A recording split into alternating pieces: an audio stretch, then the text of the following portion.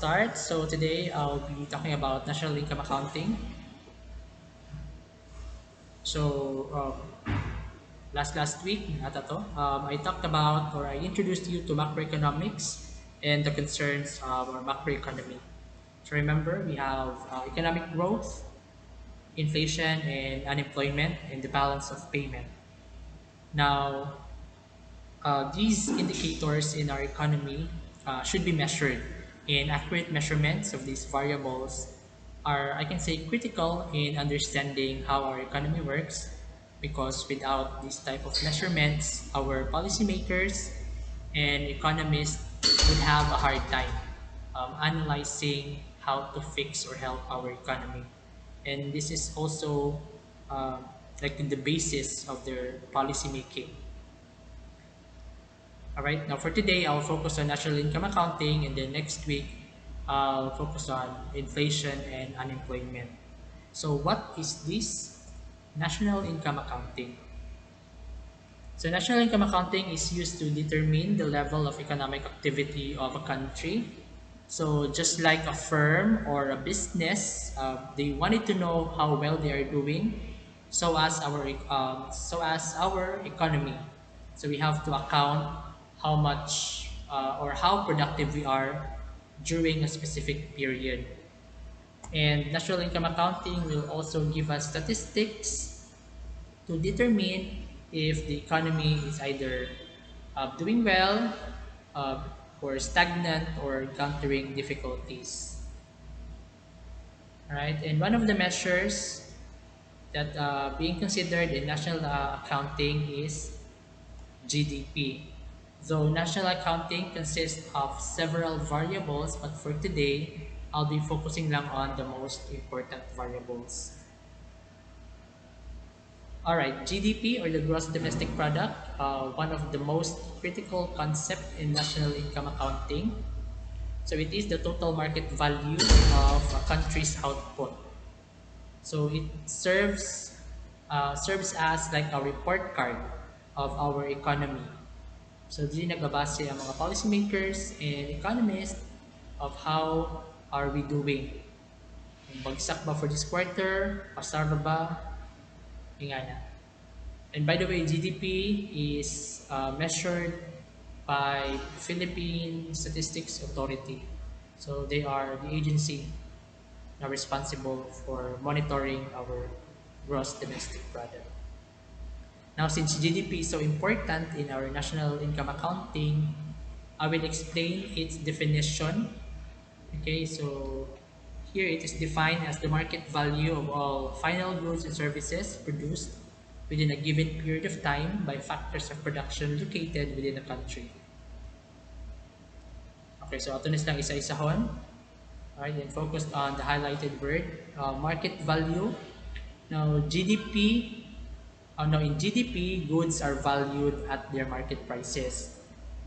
In measuring our gross domestic product, it also follows the same unit of measurement. So when we talk about Philippine GDP, we should use Philippine peso, or when we say US GDP, it should follow the US dollar unit.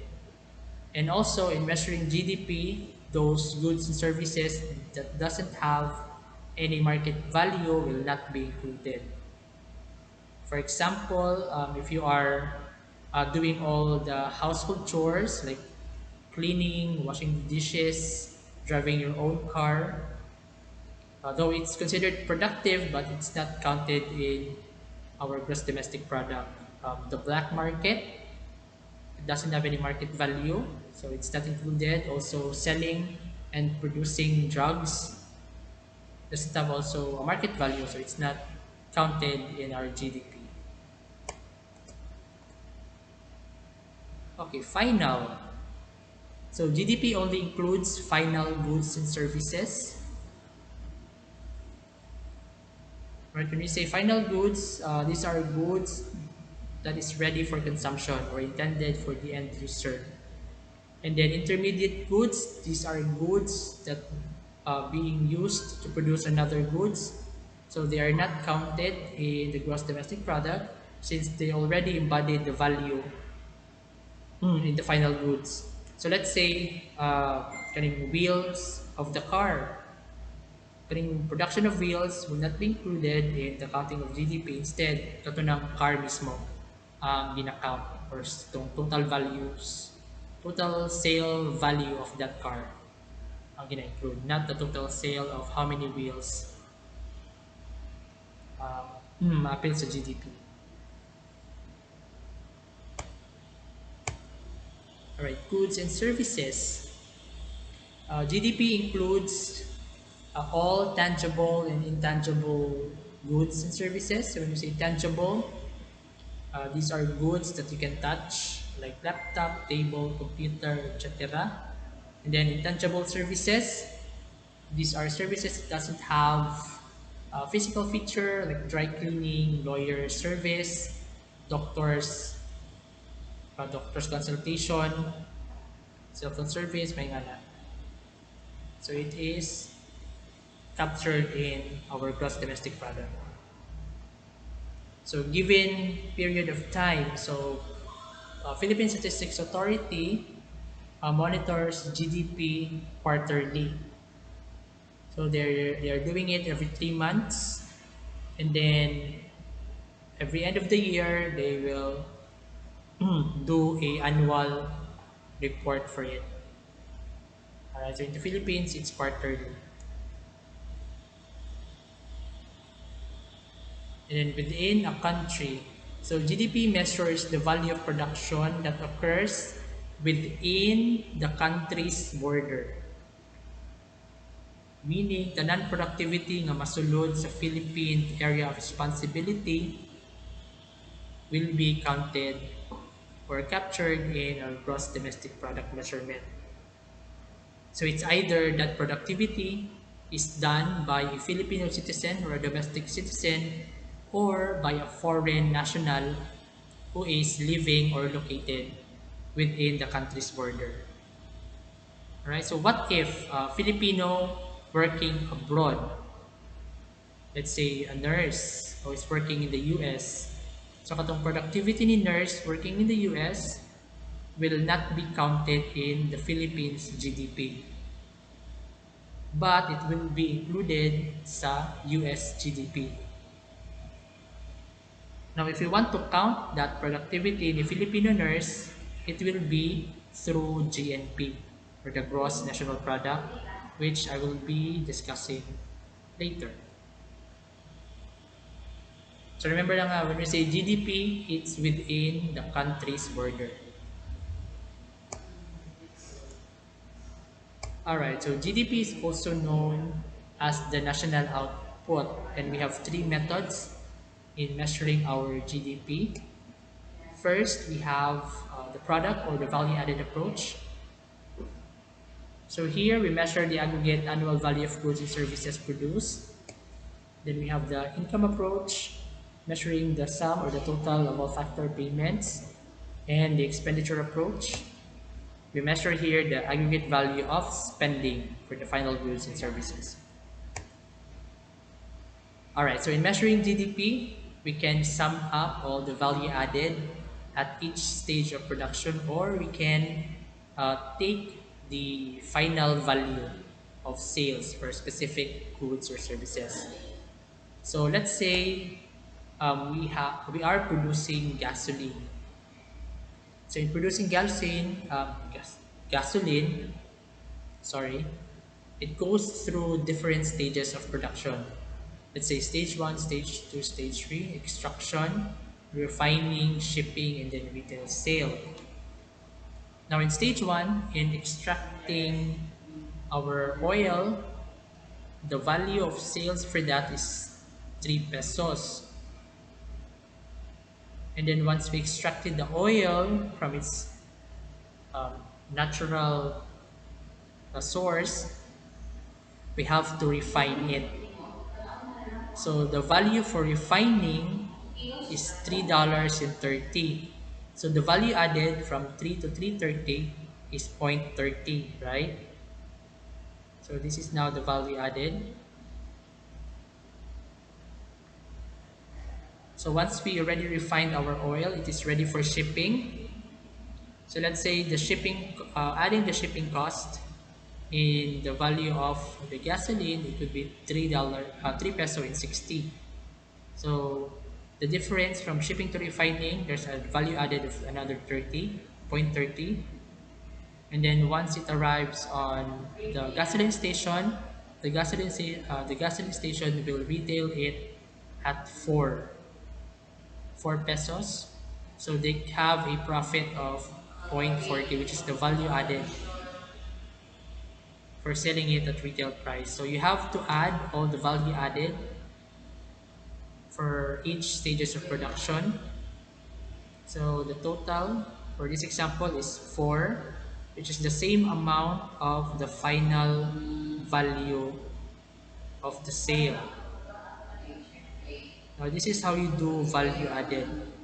Now this is only for one product. So imagine doing it for each product or services available in our market or in our economy.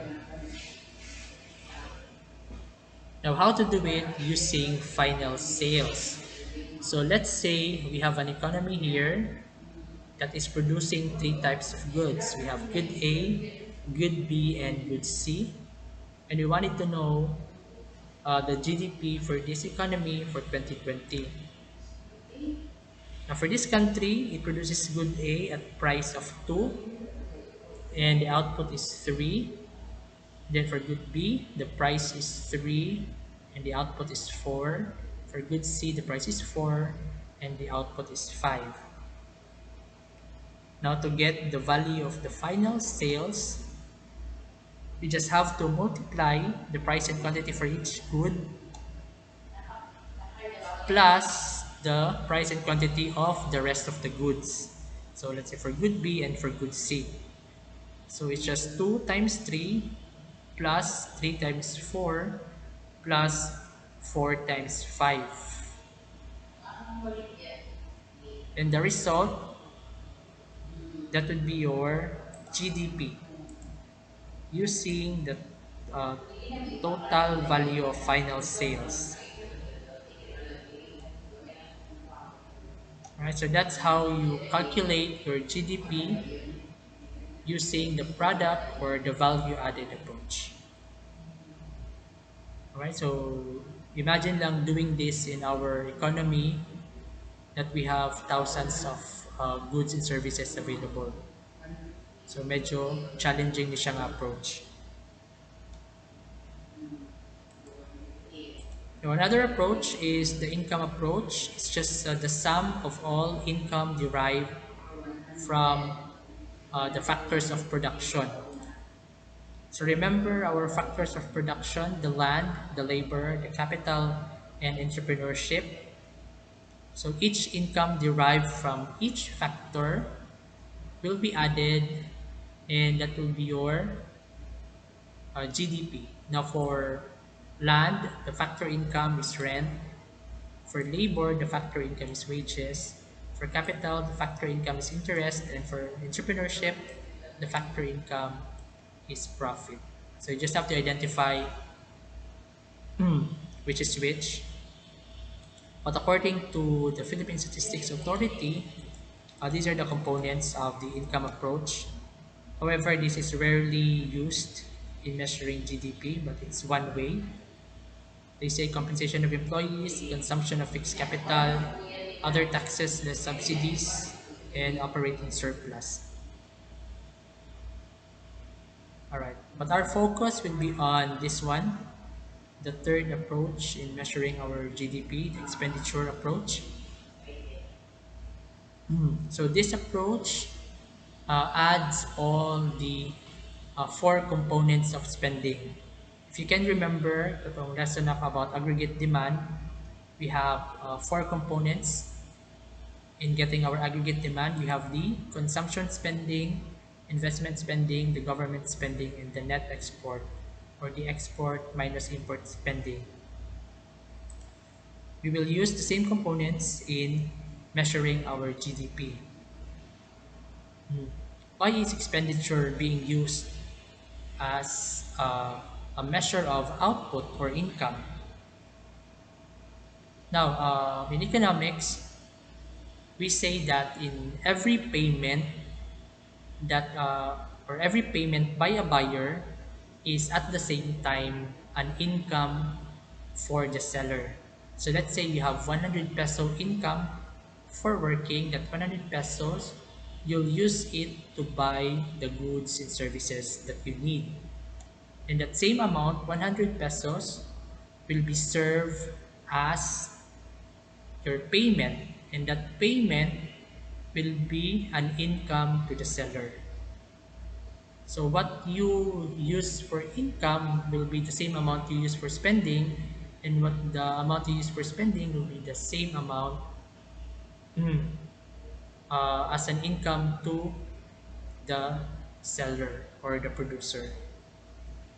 So it means that expenditure is just equal to income.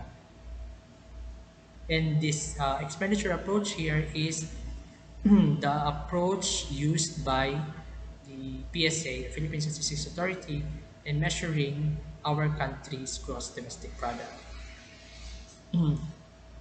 Now, what are these components? Now, for C, or the personal consumption expenditure, this is the largest component or the largest part of our GDP in the Philippines. Included here are the durable, non-durable goods, and then payments for services. So when we say durable goods, these are types of goods that can last no that can last a long time. So let's say cars, furniture, household appliances, so anything that would last a long time. And then non-durable goods, these are goods that is used quickly.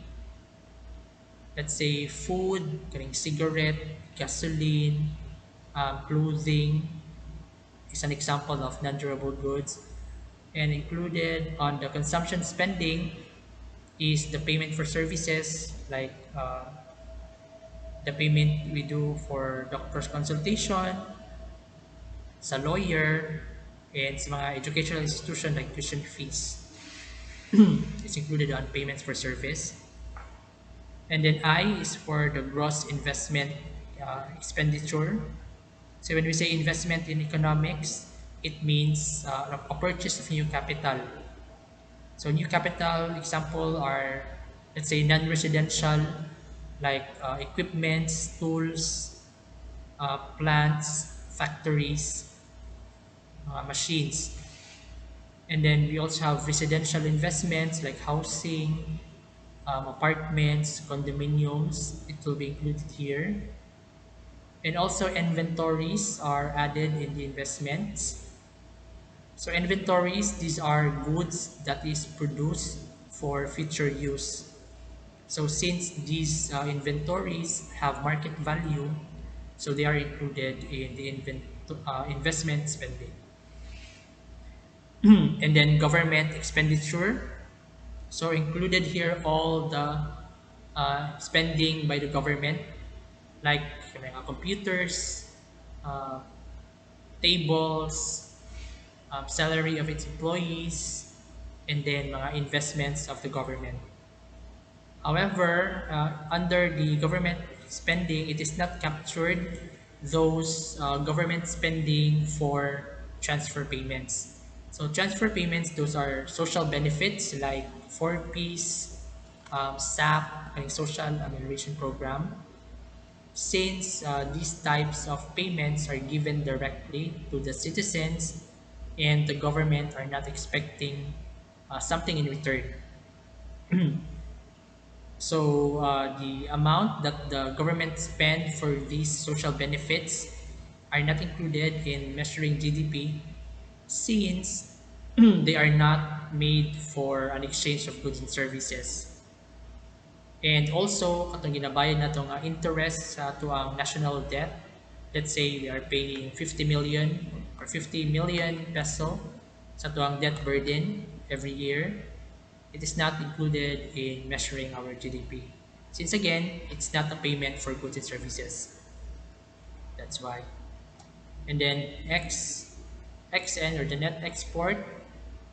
So we have to include our export and import spending since we are produce the goods that we produce. It's either we sell it to other countries or we consume goods and services that we are not producing. So kailangan siya makapture to measure how productive are we. Now, based on the Philippine Statistics Authority, they measure our GDP through expenditure approach using these components: the household financial consumption expenditure, the government final consumption expenditure, the fixed capital formation, the changes in inventories, and the net export. Now, this is how it looks like using real data from the PSA. So this is the national accounts of the Philippines. I'm not sure if you guys can see it, but I'll give you a copy of this presentation later. Okay, so PSA measures our gross domestic product using expenditure approach. So these are the values and the components. So household final consumption expenditure, government final consumption expenditure, the gross capital formation included itong gross fixed capital, changes in inventories. We have the exports less the imports, and if you sum them up, you'll get your GDP for 2020, which is about 17 trillion. So this is a real data from PSA.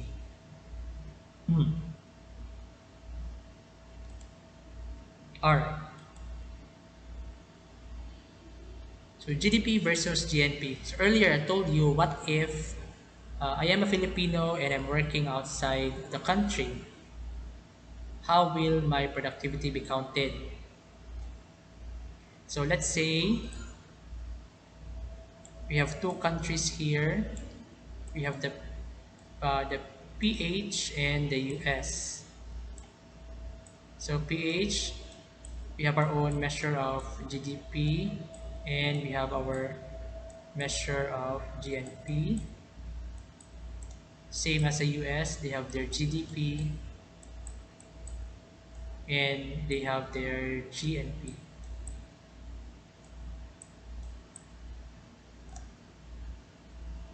Alright, so let's say si Jollibee Philippines is planning to operate in the US or currently operating na lang. May na naman tayo Jollibee sa US. So let's say Jollibee Philippines is currently operating in the US and it's earning dollars. Now, the productivity or the dollar productivity of the Jollibee corporation in the US will not be counted in the Philippine GDP. So remember ang definitions of the GDP: productivity within the country's border. Now, since Jollibee is operating outside the Philippine territory, iyahang productivity will not be counted. However, since Jollibee is a Filipino-owned company and currently doing its production in the US, it will be counted in the countries or in the Philippines GNP. Why? Because when we say GNP, it's the total value of all final goods and services produced by, take note, a country's citizen. So as long as you're a Filipino citizen um, working anywhere, anywhere in the world, your productivity will be counted and captured on GNP, but not GDP. Alright? So same concept sa US GDP. Since Jollibee is operating in the US, counted siya sa US GDP. But since Filipino owned national company, it's not counted in the US GNP. Alright, so that's the difference between GDP and GNP. Alright, kato galing college kami na ami acronym sa GNP and GDP, so we can remember easily ay lang difference. So when we say GDP, it's gawa dito Pinas, meaning productivity within the country's border. And then GDP, ang acronym ani is gawa ng Pinoy, meaning productivity by a country's citizen no matter where they are located in the world. So gawa dito Pinas, gawa ng Pinoy. Muna mga acronym. Alright, GNP is also known as the gross national income. And it also includes the total income of the country, whether the productivity flows back to the country or is spent abroad. But it is again, it is not the same as GDP. Why? Because in computing GNP, GDP is just a component. Now to get your GNP is GDP plus Z.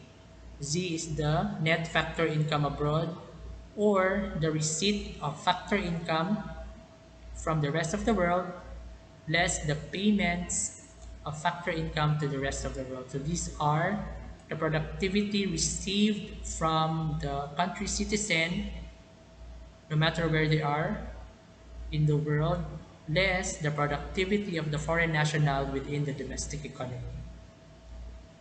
Now this is how you compute your GNP, GDP plus C. Now going back sa data from the Philippine Statistical Authority, the Statistics Authority, GNP or the gross national income is also measured by adding the GDP plus the net primary income from the rest of the world or the Z. So i-add lang ninyo sila and you can get now your GNI. Okay. Oh, by the way, why most economies preferred using GDP instead of GNP? Now, they believe that GDP, this one, GDP provides a more accurate like a picture of what is the nation's total activity or productivity because it doesn't consider your country of origin. So whether you are a domestic citizen or you're a foreign national, your productivity within that specific economy will be counted. So it is used in measuring the overall performance of a certain economy compared to GNP. All right. Okay. Now let's say we have uh, two consecutive year GDP. So let's say we have our GDP for 2019 at 38 and then for 2020 at 51. So if you have noticed, the GDP increased from 38 to 51, right? So you can assume that the economic growth for this country or for these 2 years has increased. However, if you look into it further, if you notice the price for 2020 also increased. Let's say for good A, the price increased from 2 to 3, for good B 3 to 4, for good C 4 to 5. So the reason why the GDP for 2020 increased to 51 because of an increase in the price level. Meaning at this time or at this period, there was an inflation occurred in the economy. Now, this value here is misleading. Why? Because if we compare GDP in at both periods, we really cannot rely the GDP value at its current price because of the effect of inflation. Now, when we say GDP at its current price, it is called nominal GDP. So the nominal GDP for 2019 is 38 because we're using its current price. Same for 2020, 51 because we're using its current price. Now, if you wanted to compare the GDP between 2019 and 2020, we need to use the real GDP or nominal GDP adjusted for inflation. Now, how do we do that? First, we have to identify the base year or the year where we will base our prices for computation. So given the example above, to get the nominal GDP for 2020, you just have to multiply the price and the quantity for each good and then add them. Then the value will be your nominal GDP. So it's the product approach in computing GDP. So price of 2020 times the quantity of 2020. Now to get your real GDP, first we have to identify our base year, which is 2019. So let's say 2019 is the base year, meaning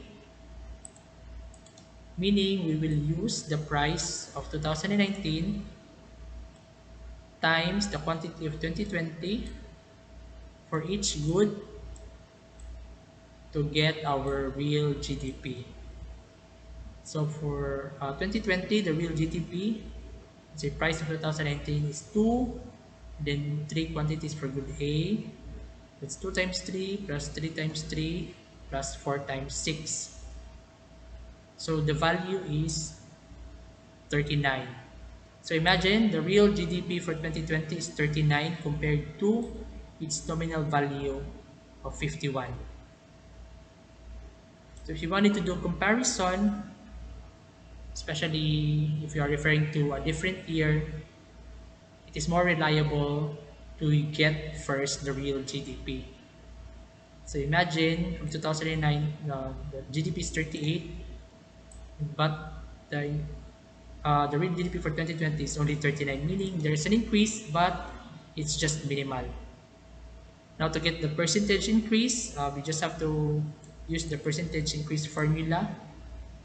The percentage increase is equals to the current value 39 minus the old value 38 divided by the old value. The old value is 38, then you multiply it by 100. That's how you get your percentage change from 2019 to 2020 real GDP. So I guess this is 2.6 lang percent. So there's only 2.6 increase in GDP from 2019 to 2020 using the real GDP for 2020. So imagine if you will use the nominal GDP, the increase will be higher, but again, it is misleading since we have to consider the overall price increase. Right? So that's how that is the difference between the nominal and the real GDP.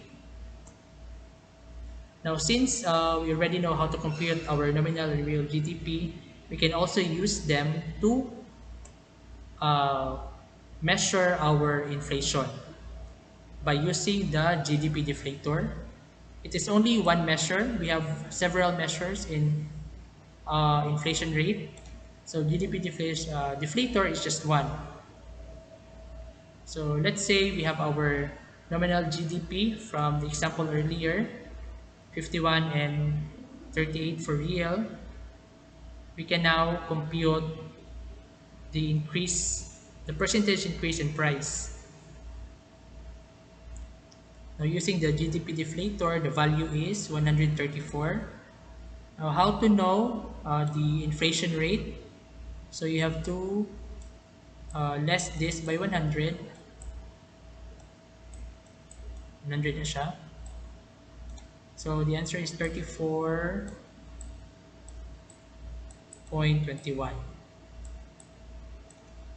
Ayan lang. Alright, using the GDP deflator, therefore we can conclude that the price level from 2019 to 2020 increased by 34.21%. Alright, so this is the use of our GDP deflator. Okay, last but not the least, limitations of our gross domestic product measurement. So remember, the concept of GDP talks only about productivity of the economy. It doesn't equate to wealth and welfare. It doesn't mean that our GDP is increasing, that our country is wealthy, and then that the quality of life in our economy is also improving. So when we say quality of life, GDP is just one component, because we have to consider a lot of variables. So let's say level of income, if the family was able to eat 3 times a day, access to education, and so on and so forth. So for example, if the crime levels went down, of course society would be better off, right? But a decrease in crime rate is not reflected in GDP. So there are things that GDP cannot capture, like what I said earlier. If you are working, or if you are doing household chores like cleaning the house, washing the dishes, driving your own car, if you do it yourself, it is not captured in our gross domestic product measurement. However, if you pay someone to do it, like if you have a house helper, if you have your own personal driver, now their salary will be captured on our GDP measurement. So there are limitations in our gross domestic product.